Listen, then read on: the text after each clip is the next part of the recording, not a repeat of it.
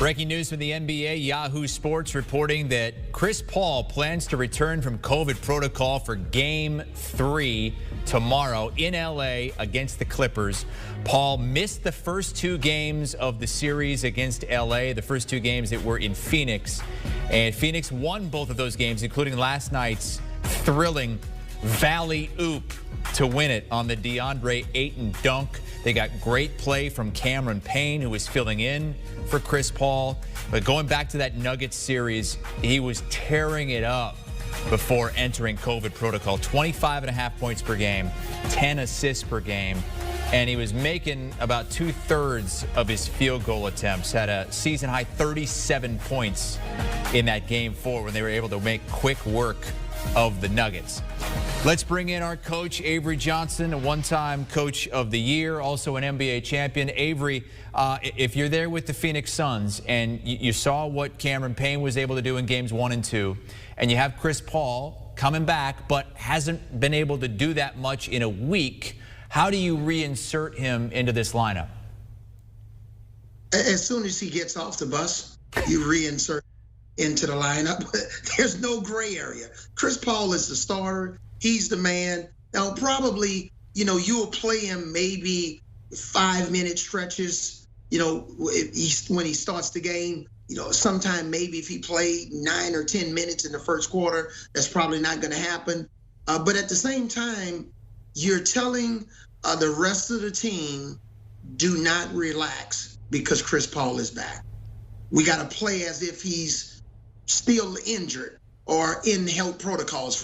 So I would say if Chris Paul, he's back in the lineup. This guy averaged 25 and 10. I think he had like a 8-to-1 assist to turnover ratio in that Denver series. He closed them out in that last game.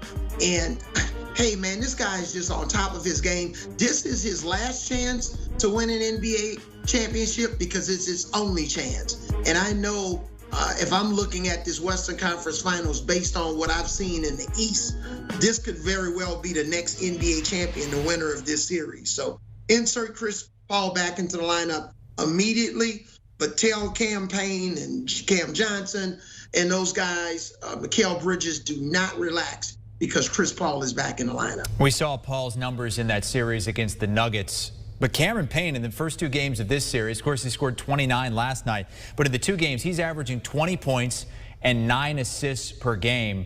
What kind of luxury is that for Monty Williams going into Game 3 and 4 and 5 when you know you've got Chris Paul as well and Cameron Payne can fill the bill if Paul needs to take a seat? It is a luxury because the Suns are, basically 9 or 10 players deep. And all 9 or 10 players that's in the rotation can all contribute. And it also helps to know that Cam Payne can keep the team running even when Chris Paul is on the bench. They can also play together.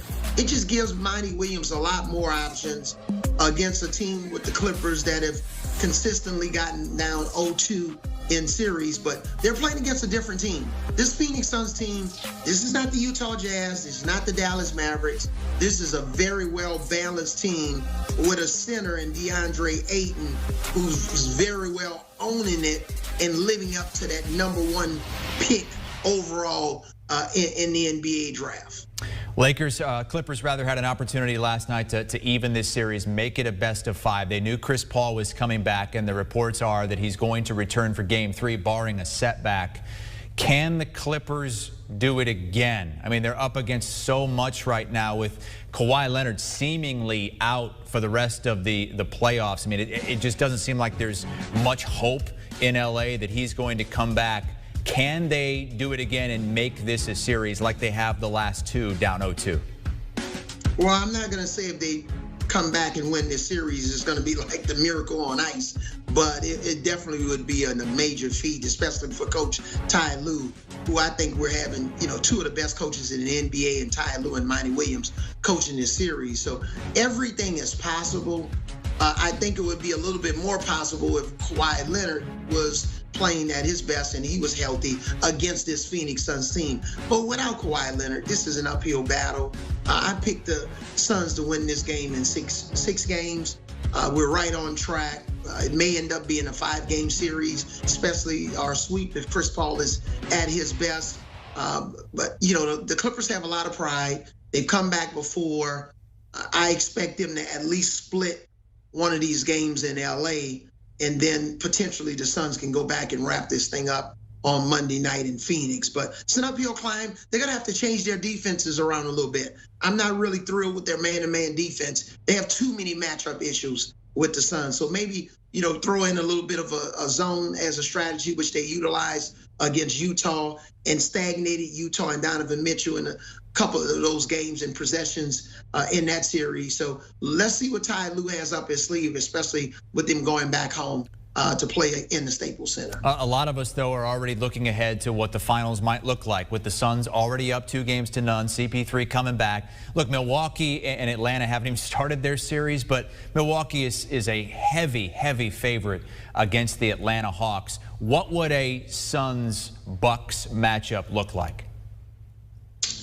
I would still pick the Suns to win the series because, again, I think this is this team in the Western Conference. Think about the Western Conference and all of the guys they have on the All-NBA team and the depth of players that's in the Western Conference. I mean, Steph Curry, man, he couldn't even make it into the top 8 with his team, and this guy was on an MVP role.